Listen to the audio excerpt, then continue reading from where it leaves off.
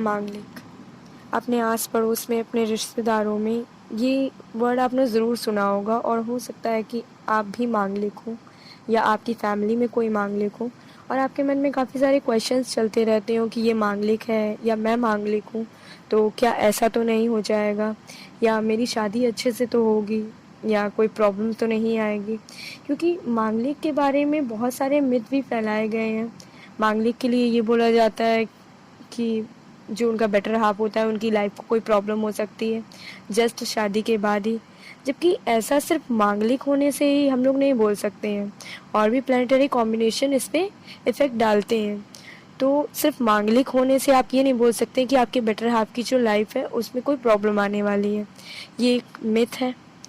दूसरी, अगर हम लोग बात करें कि मंगल अगर किसी जातक की कुंडली में भारी होता है तब मांगलिक दोष का निर्माण होता है, बस इतनी सी बात है। अब मंगल भारी कैसे होता है?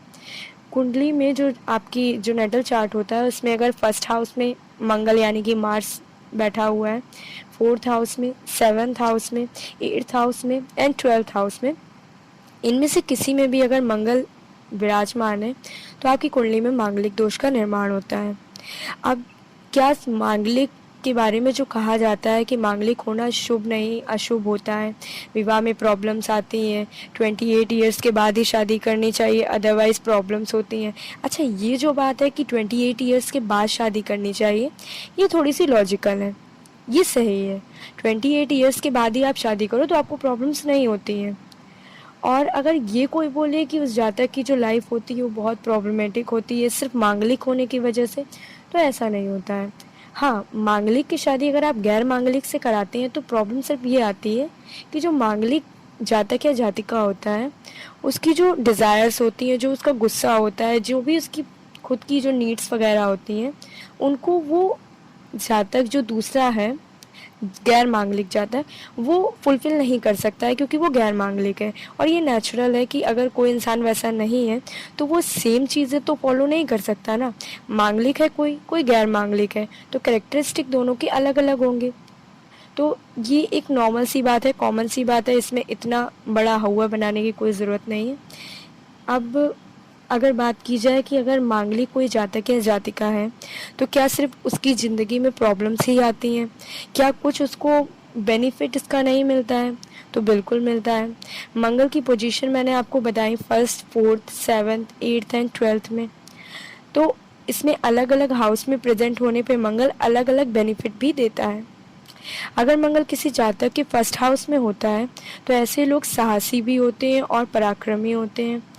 चाहे जितनी हार्ड से हार्ड सर्कमस्टेंसेस उनकी लाइफ में आ जाएं, लेकिन वो लोग विनर बन के बाहर निकलते हैं। अब फोर्थ हाउस की बात कर लेते हैं।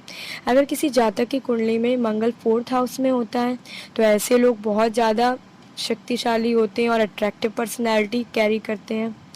कोई भी इनकी तरफ बहुत जल्दी अट्रैक्ट हो जाता है।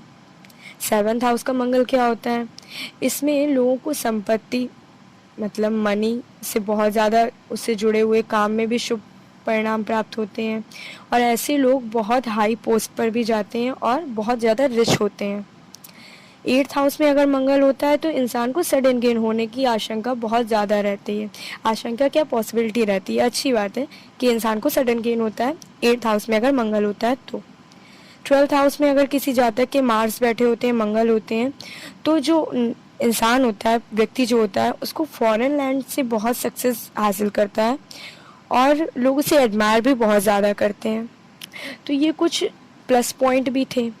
मांगलिक के बारे में जिस तरीके से बताया जाता है, जिस तरीके से दिखाया जाता है हमारे आस पड़ोस में, हमारे रिश्तेदारी में, लोग नहीं जानते हैं इस बारे में, उसको बहुत ही अलग तरीके से पेश करते हैं। मांगलिक होने पे तुरंत ही बोलते हैं कि शादी में बड़ी प्रॉब्लम्स आएंगी। तो बिना कुंडली का अध्ययन कराए आप ये नहीं बोल सकते हैं कि कोई जातक या जातिका अगर मांगलिक है तो उसकी लाइफ में प्रॉब्लम्स ही आएंगी। आपको पहले ही अपनी कुंडली का अध्ययन कराना चाहिए, उसके बाद ही दूसरों की बात पे भरोसा करना चाहिए।